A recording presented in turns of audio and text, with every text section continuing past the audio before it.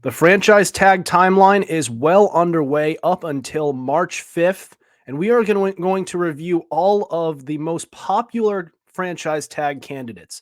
This is the Fumblerooski podcast.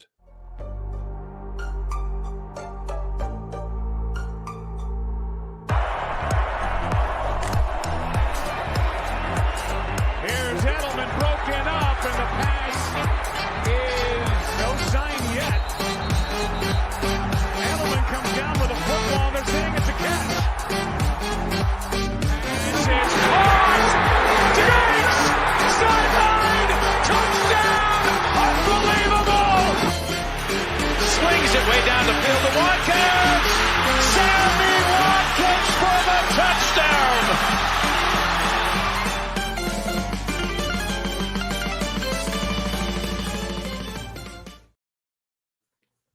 Welcome to the Fumblerooski podcast by Power 88 and Secret Weapon Consulting. I'm Adam Wright with CJ Medeiros, and for today, we have a special theme for today's episode, which is the franchise tag. So we are going to go over quite literally every popular franchise tag candidate and discuss whether it's worth doing. And so CJ, I know you have some strong feelings about the franchise tag. I'll let you start off. Before we get going on moving through all of these candidates, you just tell it like it is about the franchise tag in general. Oh, I'm allowed to rant about the franchise tag. Oh, it's like Christmas. Thank you, Adam. Try to make it somewhat quick, though, because we haven't episode yet. All right, fair enough. So the thing with the franchise tag, for those who don't know, it's a tag where, let's just say you have a player that you drafted at the end of their rookie year on an expiring deal. You don't want to lose them for nothing, so you can tag them, right? You can actually do it twice in consecutive years. That's something, that teams have the ability to do. But here's the thing. I probably shouldn't explain that because most people that are listening to a football show, I would hope, know what the franchise tag is. However, here are some of the issues I have with it. One, whether you support it or whether you don't, one thing we can all agree on is that the franchise tag itself is much too powerful. It's a verbal thing, Pen doesn't have to hit paper. A team can call you up and say, hey, we're probably going to tag you. And then boom, you're stuck, because that's the trick of the franchise tag. You, as the player, do not have a choice. They just say, hey, we're going to tag you. They don't even have to procure the document yet, and you are stuck. Well, to be fair, you can decline it, but then you don't play. And at the end of the day, people have said, oh, but it's good for, for the players. And I'm like, no, it's not, in fact, good for the players. It greatly restricts what they're able to do. And another issue that I have is that it's truly a lose-lose scenario for both sides. Because let me ask you something, dear viewers. When was the last time the league saw a tag and trade? Not since like 2020 or 2021. There was like a brief window from like 2017 to 2020 where it happened a bit, but it usually doesn't happen because the franchise tag is only for 1 year. And no team in their right mind is going to give up a first round pick for a guy on a 1-year deal. And if you do, well, you should probably fire your GM. And it gets to the point where if you are going to tag and trade someone, you will be lowballed. Every team's going to lowball you, and you're going to hamper yourself. And the players hate it. How many times when the players have the tag forced upon them, they'll just, the media plays a big will they, won't they? Oh, will he sit out? They always end up signing it, but they're not happy about it. And I would say at least half the time, these guys don't come back because they're angry with the team for doing it. And which is why I say we need to abolish the tag. And in the effort, keeping it quick, I'm not going to say all my issues with it. I've just covered the main ones. However, the one argument that I hear, about why we need to keep the tag is because it gives small market teams a chance to compete. My counterpoint is this. This is not the NBA. This is not the MLB. This is not the NHL. The NFL has a hard cap where there will be actual consequences for going over it. You know what I mean? There is no simple luxury tax you can just pay away. There are real consequences. That's how it is. You have a hard salary cap, which actually does give smaller market teams a chance. And for those people who say we need to keep the tag for the smaller teams, I would say you should probably push up your next CAT scan appointment because you might be watching a different sport. That is all. All right. So to your point about the tag and trade being lowballed, out of all of these, and I'm looking, out of all of the trades that go all the way back to, this was in 2017, only one of the trades, uh, went for a first round pick, and it was the Frank Clark trade between the Seahawks and the Chiefs. So 1, 2, 3, 4, 5. So 5 trades since 2017. One of them went for a first round pick. And Adam, you said there have been 5 tag and trades since 2017. When did the last one occur? 2020. Yeah, exactly. So we haven't had one in years, which just shows like when people mention, oh, but my tag and trade. It's like, yeah, well, it doesn't really happen. And that's 2017 through the present. That's not even one a year. That's, so, 2017. That's one a year if you spread them out. So that's 6 years. That's 6 league years. Consider any arguments for keeping it debunked. Yeah. So pass rusher Yannick Ngakoue went for a second round pick in 2021 and a conditional 5th. Jadeveon Clowney went for a couple of players, Jacob Martin and Barkevious Mingo, in a 3rd round pick. Then after that, it was Frank Clark who went for a 3rd round pick. So it was Clark and a 2019 3rd round pick for a 1st round pick, and a 3rd round pick and a 2nd round pick. So pretty good draft compensation there. And also I'm pretty sure the Seahawks got the best out of it, because Frank Clark wasn't that good for the Chiefs once he got traded there. Decent season and then nothing. He was okay, but not worth what they traded. D Ford. So this guy, he was traded, I believe, right after that whole issue that happened right after that issue that happened during the 2018 playoff run, where he was lined up offsides after what would have been a game-sealing interception by Tom Brady. Lined up offsides, and the guy, so this is the worst time for him to get to be mic'd up. The guy, he's saying like, they just said I was offsides. He goes, was I? It's like, dude, shut up. If you made that mistake, just shut up about it. We get it. Mistakes have a stupid one at that. But when you're asked it, was I? Knowing that you're mic'd up, that was, that's what got you traded. And and the Chiefs did win this trade because he only ended up playing just 12 games for the 49ers. And the Chiefs got a 2nd round pick out of it, which they used on Willie Gay, who actually has been an impact player in that linebacking core for the Chiefs ever since. So safe to say Kansas City won that trade. Jarvis Landry with the Dolphins. The Dolphins sent him to the Dolphins sent him to Cleveland, and he went for a 4th round pick and a 7th rounder. So that's about as bad as it gets for Jarvis Landry, who at the time still was considered one of the better, not one of the better wide receivers, but he was a good one. He was a solid one. And I don't think it's worth a 5th and 7th. All right. Let's get into these trade candidates. We're going to start at offense. There's a couple running backs, a couple wide receivers. We have a lot of defensive players. This free agency class is loaded with not only wide receivers, but also defense. Just about every position. It's loaded. All right. This is an obvious one, Tee Higgins. And it looks like one of two things are going to happen with him, according to reports. He's either going to be tagged or he is going to get an extension before the deadline and they don't use the tag at all. And again, CJ, you and I were talking about this off air.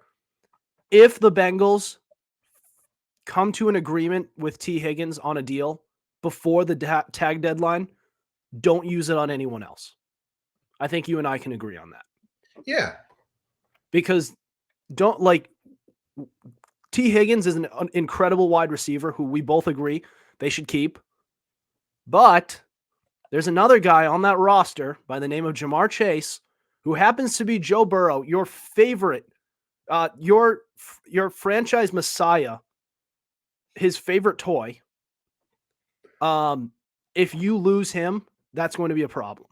So you need as much money as you possibly can in order to keep both of these guys in town. Because in order to stay in contention, Joe Burrow, Jamar Chase, Tee Higgins, not negotiable. All right. We'll go on to the next one because that one was pretty obvious. Here's one. Wide receiver Michael Pitman Jr. So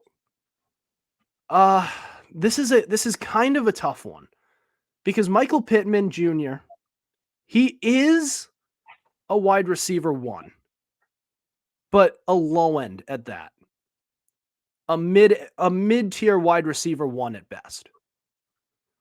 And this would be replaceable, but do we really want to dink around with replacing a wide receiver 1 when you're trying to develop a quarterback right now, a young kid who missed most of his rookie season because of an injury? So like you already have some issues with the offensive line you're trying to figure out. Do you really want to take away his favorite weapon? Yeah. No, you really don't. And as you mentioned, they are, they are developing your youngster there and Anthony Richardson, who, despite the fact he had his rookie year cut short, he did show flashes that he could be special. And the greatest way you can throw a wrench into his development is by letting Pittman walk, because receivers, hey, this is a pass-first, offensive-driven league nowadays. Defense no longer wins you championships. Offense does. And the thing is, Indy, if you don't tag him and he walks out that door, he's not coming back. There will be another team that will snatch him up. Yes. And I believe, just looking at, so they are top 5 in cap space. They're 5th with 79 mil. So they should be able to, if they really wanted to, they should be able to re-sign him. That being said, they still have other needs. They need better protection on that offensive line. And you do need to make sure that this pass catching core stays intact. Mm-hmm. They have a good young one. It's okay. There's a couple kids who I know are on that team. Yeah, Downs and Pierce specifically are pretty good. And yes, their names slipped my mind, but that you got. Yeah. Also, you might need to shore up the defense a little bit, especially that linebacker core, because Darius Leonard is gone. The other guy, Bobby Okereke, is playing Shaq Leonard right now, huh? Shaq Leonard. Oh, Shaq Leonard. Sometimes I forget because, he changed it for no reason, but that's okay because we love Shaq Leonard.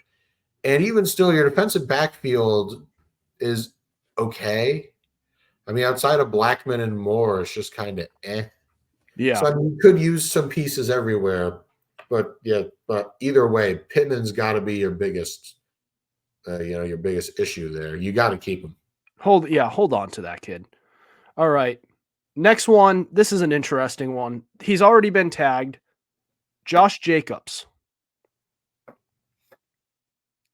So Josh, this guy's already been tagged, and I actually haven't kept up with how he did last year. Josh Jacobs. By the way, Adam, you can keep going. I'll look it up. I have it already. Already. So he averaged this was kind of a down year for him. So the year before, he was really good. I mean, he was their lead rusher and 1,653 yards, 12 touchdowns, and he averaged just under 5 yards per attempt. I mean, he was electric. He's still much more of a north-south back, a downhill runner. Mm-hmm. And he's not much of he did have a career year through the air last year too with 400 receiving yards. So he has gotten better during his time in the league at being a more complete back with catching it as well. But he definitely had a down year this year. Very down. Just 805 yards and 3.5 yards per attempt. So yeah. I'm like, you can blame the offensive line, but what do you think? Running back, especially like Josh Jacobs, they're weird because we've seen what he can do. We know his ceiling, but he fell back down to earth with an uninspiring thud. And it's getting to the point where we all know this. You don't shell out the big bucks for running backs. And the tag isn't exactly cheap. It's only 1 year, but it's a lot of money. And I don't know. The thing is, running backs, as you know, are replaceable. And I think they also have Zamir White, who they also drafted. Can we confirm or deny that? Let me go and I'm checking right now. Because they had a rookie, I think they drafted Zamir White. Yeah, he's on the Raiders, yeah. Yeah, 455 rushing yards. So he did play a pretty sizable role on the team. Yeah, and the only reason I bring him up is because, well, we all know this, that running backs are replaceable. A running back that can get you like 800 yards and 5 touchdowns, they're kind of a dime a dozen. And I don't know how financially prudent it would be to retain Josh Jacobs, considering the fact your offensive line is still terrible and your defense is, you guessed it, kids, still terrible. Yeah. Yeah. They have a lot of things to fix over there, and I don't think they can fix it all in one off season. This is going to be a developmental year for the entire team. And they may just have to take a couple steps back before they take any steps forward, because Davante Adams is still on that team. Josh Jacobs is still there. 2 players who you would think would be on the roster for winning now, not winning in a couple of years. And Davante Adams doesn't want to go. And Josh Jacobs is upset about not getting paid. And quite frankly, after this season, I don't know if he deserves it anymore. Yeah, if he was going to be that upset about not getting paid and then completely regress, then maybe you should not be paid. But that's the thing.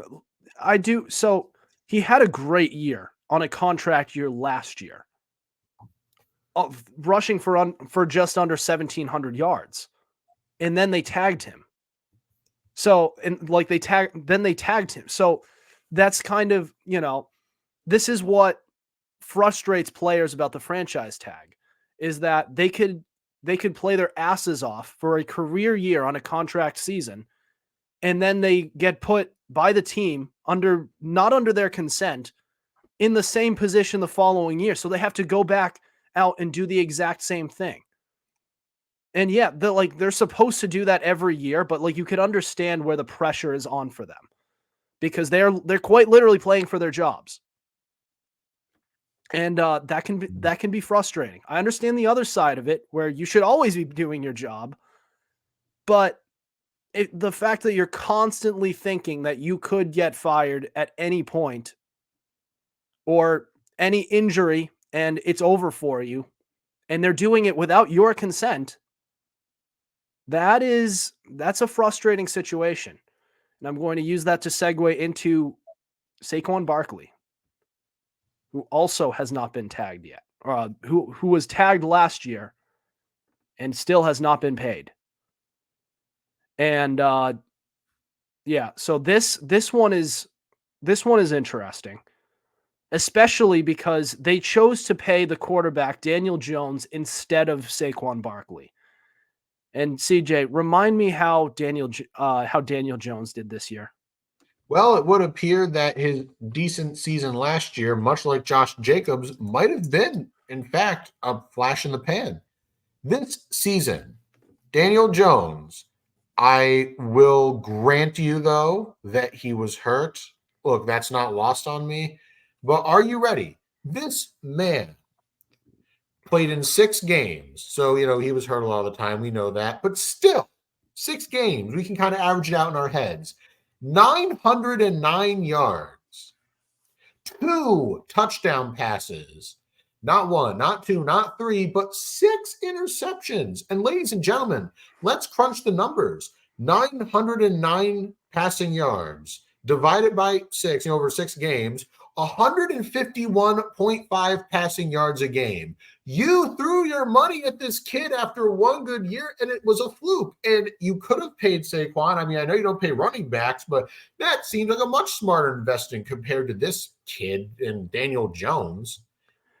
I think the other issue here is that their offensive line is actually horrible. So, yes, Daniel Jones got hurt, and he had he had statistically a really bad season, but there was a game where Daniel Jones quite literally got sacked 11 times in 1 game. If you get sacked, that's like a quarter of what players get sacked in an entire season. And that happened in 1 game. That is actually really, really bad for a quarterback who you threw a lot of money in and invested a lot into. And and I'm going to use that to segue into Saquon Barkley, who is the topic of discussion here, because he had statistically a bad year too. He rushed for under 1,000 yards, 962 yards, averaged under 4 yards a carry. The fact that if he's even averaging 4 yards a carry for a player like that, you want better production from your star running back. The fact that you couldn't even get over 4, that is a problem. That's a problem that I'm not blaming Saquon for. I'm blaming their offensive line. And I'm looking at you, Evan Neal, Mr. All of these critics are flipping burgers for a living. Well, you better not flip my burger because you're going to burn mine because you can't even play right tackle well enough. Yeah. And that's the thing, though, about the Giants. You can't really blame Saquon for this. It's the O-line. That's the thing. They have invested heavily into their offensive line, but it just seems like every time they just get a bad roll of the dice. And to revisit Evan Neal's if I'm in the NFL and you're flipping burgers. Well, buddy, you're a lineman. Yeah, and you're I don't know. I don't even have that. So, big talk from an offensive lineman. You were drafted in the 1st round, and you're terrible. I mean, have you seen him play? He should be working at IHOP the way he gets pushed down for a pancake almost every other play. And Andrew Thomas, I thought after 1 year he'd be good, but he's become a turnstile as well. And as much as I like Saquon Barkley, maybe it's because I like him, I don't know how much of this is actually his fault. And we've seen before, guys like Le'Veon Bell have proven to be just products of their offensive line. And I feel for Saquon. And as far as what the Giants do you really tag him when you're going to get him, put behind one of the league's worst run blocking lines? I don't know. Yeah. So my point that I'm kind of working around is that why should Saquon even want to stay on that team in a long-term deal, let alone just the tag? If you're Saquon, you want to get as far away from this team as possible. Maybe head over to, I don't know, Houston. They need some help at running back. I know they have some. I'm completely blanking on the name of the guy who they have there. I know they have Singletary, but who's the number 1 who they have? Who had a pretty good rookie year? Can you repeat that again? It's Houston. The guy for Houston. I'm completely blanking. Dameon Pierce. was pretty good. He wasn't that good this year, but let's say you add Saquon to that mix. Bring Saquon in. How two-dimensional would that team be? That would be awesome. You mean three-dimensional? Yeah. Three-dimensional. Yeah, you know what I mean. Yeah, I know. Yeah. How incredible would that be? Now, I still think they need a little bit of help on that in that wide receiving core, but I also don't know, because Tank Dell is really good. Maybe he is a 1. I mean, it was night and day seeing how CJ Stroud play. I wouldn't say it was night and day because he was still good, but it was really good to see how CJ Stroud was able to develop these two rookies working together to figure out the league. Bring them in for year 2. Let's see how all this goes. Do we really need to bring in somebody new? But if you bring in Mike Evans, I don't know. I'm just thinking out loud here. But Houston has the quarterback. They have the offensive line. Those are the most basic building blocks that you need for a future championship contending team. So if you bring in Saquon, he'll be safe there because you have an offensive line to protect him. If you bring in Mike Evans, CJ Stroud will have enough time to give him the ball. And he's a competent enough quarterback so he could put it into Mike Evans' hands. And you'll also have Tank Dell. You'll have Nico Collins. You'll still have Noah Brown. They're working on bringing back their Dalton Schultz, who was a pretty good tight end in his own right. That's teams like that are just very good, attractive organizations for players like Saquon to be in, because I just don't trust that the Giants can keep Saquon healthy anymore. All right. We're going to step aside and move on, and we're going to get to some front 7 players on who are potential tag candidates and whether or not this is worth it for them and the organization. That's next. This is the Fumblerooski podcast.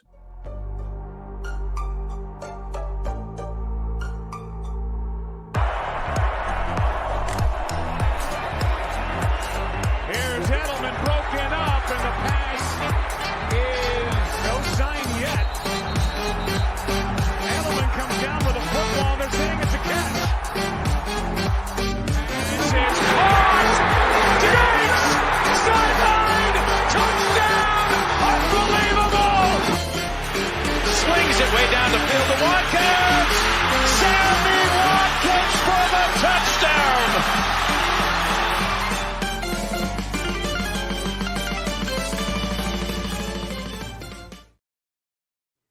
Welcome back to the Fumblerooski podcast by Power 88 and Secret Weapon Consulting. Adam Wright with CJ Medeiros. We're going over all of the franchise tag candidates. So this is an episode that, the tag deadline or like the timeline for placing tags started this past Tuesday, but it gets so dragged out that we figured we'd push it to today. And also, we wanted to do our full offseason preview on our last episode. Go check that out if you want to see just an outlook on how this offseason will go, from the top 5 picks in the draft to the top 5 teams in total cap space in free agency. And we also talked about some trade candidates. We didn't get over to the franchise tag candidates because that's right now. It's happening right now.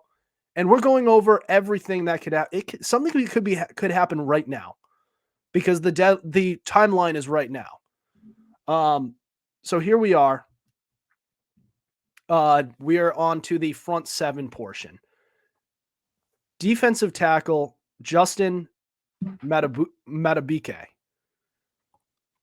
So this guy had a career year for the Ravens, and he is now a free agent. He was a big part of a Ravens defense that really, really helped the Ravens to their best season since 2019. And if they want to stay two-dimensional, if they want to stay a complete football team, they may want to consider keeping this guy. All right. Let me explain something to you kids about Justin Madubuike here. Now, we have a Ravens fan friend on the show named Justin Tucker. Justin, if you're listening to this, eventually cover your ears. I don't know how great of an investment it would be to re-sign him, because we are told by all of our forefathers of the game that when a player has a career year in a contract year, red flags are flying. And that's another thing. He had a career high 56 tackles and a career high 13 sacks. By the way, his entire career, he has 21 and a half. I'm just saying that's simple math. 13 out of 21 and a half. It's over half of his sacks have come in 1 year. Over a third of his tackles, 56 combined, came in last year. So I just find suspicious that he breaks out in a contract year. This is one of those guys where maybe you might just have to bite the bullet and not resign, considering the fact, your offense still could use running backs that don't get hurt and wide receivers, not named Zay Flowers. Just yeah.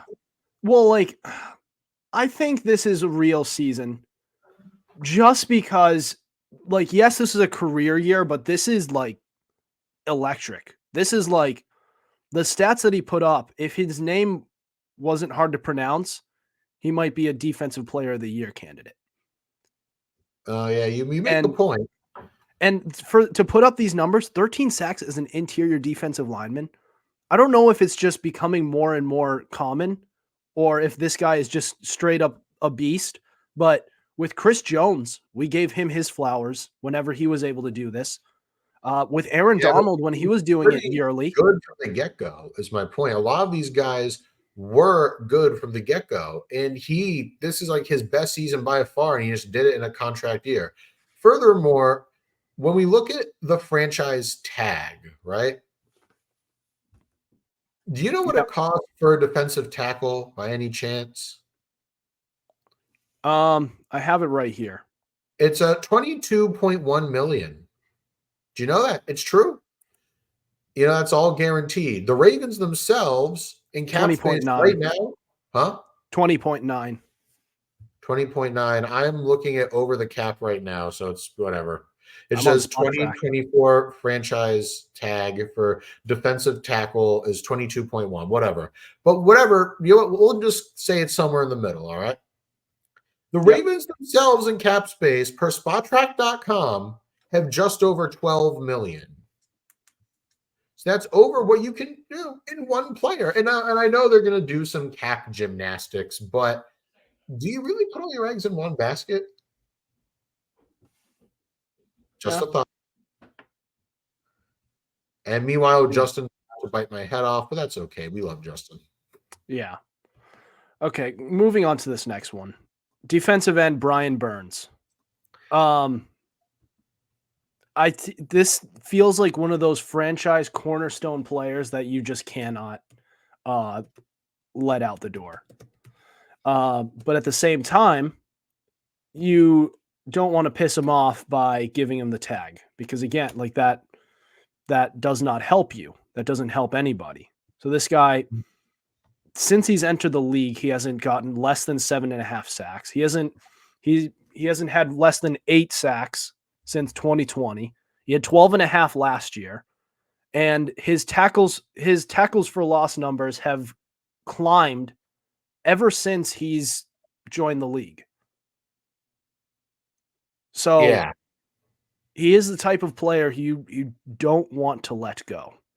And the Panthers defense has been there. It's generally their bright spot, at least personnel wise. So this is a guy you want to keep around. Yeah, that's good. And Burns is another one, Carolina. If you don't tag him or at least extend him, he will leave. I truly believe if he escapes the tag window without the tag, he's going to leave. And you can't do that if you're Carolina, because then you really have egg on your face. Because one, Adam mentioned franchise cornerstone, but two, wasn't there a team, I'm blanking on who, that would have literally given up like 2 first-rounders for Brian Burns? I'm I remember there completely was forgetting something. who, but I remember it was Was it the something like that. Rams? I feel like it might have been the Rams. I don't know. But all I know is there was I think a team that was offering something stupidly weird like that for Brian Burns. Nothing wrong with Burns though.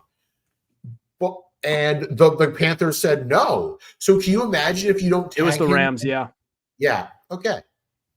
So yeah, can you imagine if you don't tag him and he leaves? Because that's the thing. I think if you don't tag him, he's gone. However, Adam mentioned that if you tag him, you run the risk of majorly pissing him off. Yeah. So you kind you're darned if you do. Yeah. You're damned if you don't. That's true. So it's either you find a way to get a contract extension going before the deadline, or you get in you get in contact with him and you say, "Look, we can get something going with you. We're just going to need time. To buy that time, we're going to need the franchise tag. We're not going to have you play under it, but we need time to work out a deal because we can't have you leave. You're too important to this organization." Something like that.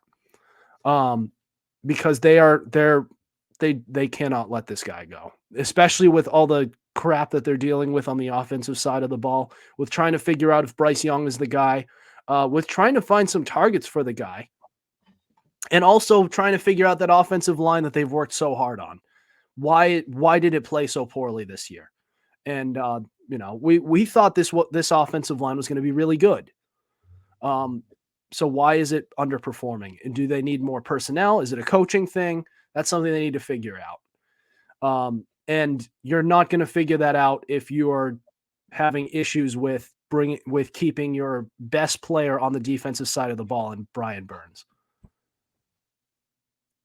Offensive line, outside linebacker Josh Allen.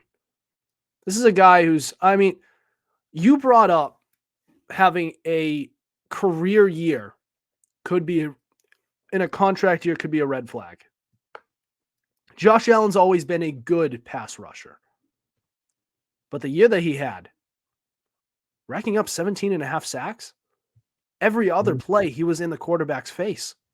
He was him and Trayvon Walker were a big part of why the Jaguars were pretty good in the first half of this past season. We're not going to talk about how the season ended because that's a big part of that is on the offense rather than the defense.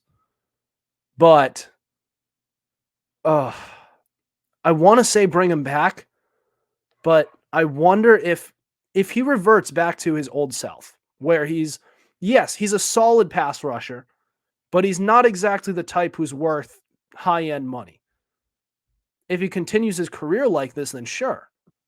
But I'm just not sure if I buy him doing what he just did every single year, if you know what I mean. Yeah, I do think that the emergence of Trayvon Walker playing opposite him helped. I really do think that. But he had 10 and a half sacks his rookie year, then 2.5, 7.5, 7, and then 17 and a half, which is far and away his career best. So once again, it's another thing where I just don't know if I trust it. I really don't. I mean, I would say run the risk and tag him again. If he can get over in double digits again, then I'd say pay him. But I don't know. These contract season years are always a little worrying for a lot of us. Yeah. And don't forget, so this guy, because he was a first round pick, that was his 5th year. So he's going to be 27 next year, meaning it's not like he's obviously he's still young. If you're in your 20s, you're still a young player, but he's been in the league since 2019. He's been in the league for a few years. And now we know it's not a physical thing. It's not a developmental thing because this is going to be his 6th year in the league. It's not like what we have seen isn't it's not like his best days are exactly ahead of him, if that makes any sense. There's no here's a better way to put it. There's really not much room for him to develop anymore because he's already been in the league for 6 years. What you see is what you get from him. So to have this year, a career season and a contract year, that's great. Only problem is it happened in year 5. Yeah. So it's not like, oh, he's developing into something great. No, he's been in the league for 5 years.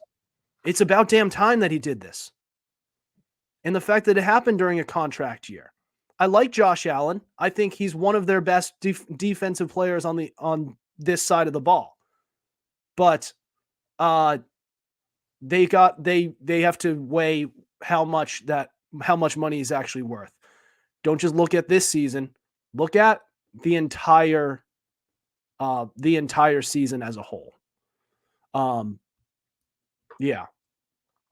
Or just look at his entire career. All right. Let's just finish this out. Going on to the secondary. Cornerback Jalen Johnson. Now, corners, $18.8 million. And the Bears are 4th in cap space with $82 million. But this isn't like another guy. This is why the franchise tag just doesn't make sense. Why do you want these guys back on for 1 year? Jalen Johnson played his ass off this year. And it's not like this is a career year, but it's not far off from what he's capable of year in, year out. When he first entered the league, when he was here with Kyle Fuller, he was actually pretty damn good. So if I'm the Bears, you're locking this guy down long term before his value goes up even higher, because something tells me he's going to get even better. Yeah, he's another one where, once again, statistically his best season. I mean, at least in terms of interceptions, but he's always been like a reliable guy. And he's definitely one where even if he doesn't get tagged, I think he'll be back in Chicago simply because they can't afford to pay him. And I am in agreement with Adam where anywhere he goes, he's going to be fine. So it does behoove Chicago to get a deal done sooner rather than later. Because if you wait for free agency, teams will be breaking down his door like Jack Torrance going, here's Johnny and here's money. It's like, yes, this is a career year for him, but it's not like it's out like completely. Yeah, no, but coverage-wise, he was always consistent. That's my point. Yes. Like he's always been good, like a very good corner. So I think this isn't far off from what he's done. All right. Here's safety Antoine Winfield Jr. Here's my problem with Tampa. They look like they're trying to keep the entire band together from the 2020 Super Bowl run. Problem is they're missing the most important piece, which is Tom Brady. And that's what made this team a consistent Super Bowl contender. Yes, they made the playoffs the year after Brady retired. And during his age 45 season, he just simply wasn't the same. But they weren't in contention for 2 years in 2020 and 21 because of the team around them. Like, yes, that's a big part of it because they couldn't win Super Bowls during Tom Brady's last year in 2019. But the key piece, the key to everything is the quarterback. So if you bring back Baker Mayfield, that's great and all. You're going to make the playoffs. You're probably it's not out of the realm of possibility you win a playoff game. You did it this year. But are you winning a Super Bowl with Baker Mayfield? The answer is no. Imagine. You get to, because like look at the way the AFC looks. Even if you make the Super Bowl, you still have to get past, even if you get past the Lions in the NFC, who you couldn't beat, the Eagles might fix themselves. The Packers look to be on the up and up as well. Packers are on the up and up. The Niners are still there. I mean, even if you get past them, look at the and AFC. Adam? It's even worse Wait, because by it's the way, not just Adam. yes. Also, even in their division, you could make a case that the Falcons are like a competent coach away from being really, really scary. They have a lot of high-end guys on their team. And even if they get like a veteran bridge quarterback, it's going to elevate them that much further. And if Bryce Young figures it out in Carolina, it's a wrap. Sure. But look at look at the AFC. Even if you make it there, you're not winning. You're not beating Mahomes. You're not I think the Chiefs are going to stay where they are. You're not beating Burrow. You're not beating Allen. You're not beating Burrow. You're not beating Burrow and company. If Lamar figures it out and plays how he plays in the postseason, how he does in the regular season, sure. Mm-hmm. And even if you could be Allen, he's going to be a handful. And if the Chargers get better, can you keep pace with guys like Herbert? I don't know. The point is the key to everything is the quarterback. The quarterback, if there's anything that Super Bowl 58 taught us, it's that it's not just about the team around you, the 49ers who had everything at an elite level except the quarterback. It's not that. It's the quarterback who has everything. It's okay around you. You can win with it. The quarterback who can make do with everything else. I think that's, especially since Patrick Mahomes is in the league and he is the guy to beat, that's going to be the standard at the quarterback position. And it sucks that that's the case because that's what we were saying about Tom Brady. He was the standard, so your quarterback just had to be that good in big moments. Can Baker Mayfield do that? I don't think he's capable of outdueling Patrick Mahomes in the postseason. Excuse me. But that being said, the reason I bring that up is because why are we using all of this money to bring back veterans like Antoine Winfield Jr., who is really good, don't get me wrong, but why are we using money on this and not trying to improve the quarterback position? I understand you're trying to keep the core around, everyone around you, you're trying to keep them there, but you need to find your next quarterback. And whether that takes whether that takes storing away some money, trading up for a high draft pick, something like that, but you need that next guy. You can't just cheap out at the quarterback position, whether that be Baker Mayfield or Kirk Cousins or whoever else is available out there. You can't cheap out there. So you're not just going to find, you're not overnight just going to be able to repeat the production that Tom Brady brought. You're not going to be able to do it. Yeah. But do you think, I'll ask the question because, do you think Antoine Winfield Jr. is worth the franchise tag or just a long-term contract? Because they have a long list of needs. On an ability level, yeah, because the franchise tag for safeties is, again, according to Over the Cap, is $17.1 million, which is pretty good for 1 year. But when we look at long-term, I cannot stress enough, solely on abilities alone, I would argue yes. But when you take a step back and you look at the entire picture, well, I don't know. Because, Mike Evans might bolt out the door. You need a quarterback. Your offensive line outside of Wirfs is not that great. Because there was one time, where you got ravaged. Remember when Donovan Smith and Alex Cappa left and Ali Marpet retired? You're still not recovering from that. You still have to worry about Devin White, your linebacker. So it's a toss-up for me. My verdict is probably not, but I think they will. Yeah, they might keep him. They just like him too much, and he did have a really good year. It's just out of all the positions that they need to retain, it feels like safety is closer to the bottom of the list. They need to, again, like you said, they need to keep Devin White on the team. They need to keep Mike Evans. They still need to figure out that offensive line to keep whoever they have at quarterback Again, the quarterback, like that's the top priority for me. You are a team with all of these great pieces around you. The only part that you really don't have is the quarterback. And don't give me Baker Mayfield. I don't want to hear it about Baker Mayfield. Yes, he won a playoff game. Great. He's still a low B, high C level quarterback. He's not the type who's going to win you a Super Bowl. And he's probably not even going to get you in contention for one.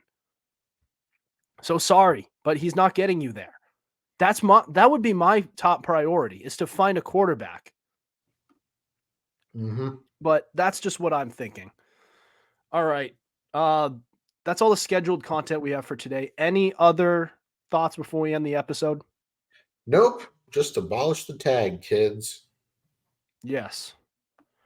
All right. Well, that'll do it for us tonight. Thank you for listening to us. We have new episodes out on Tuesdays and Tuesdays at 7:30 p.m. Eastern Standard Time and Fridays at 5. We have all our episodes available on Spotify, Spreaker, Apple Podcasts, iHeartRadio, Google Podcasts, and so much more. Be sure to subscribe to our YouTube channel. We have all our episodes available on there as well. Go and follow our Instagram at Fumblerooski_podcast to keep up with our podcast and the latest coverage on the NFL, as well as our TikTok at Fumblerooski Pod. Otherwise, we'll see you next week. Over and out.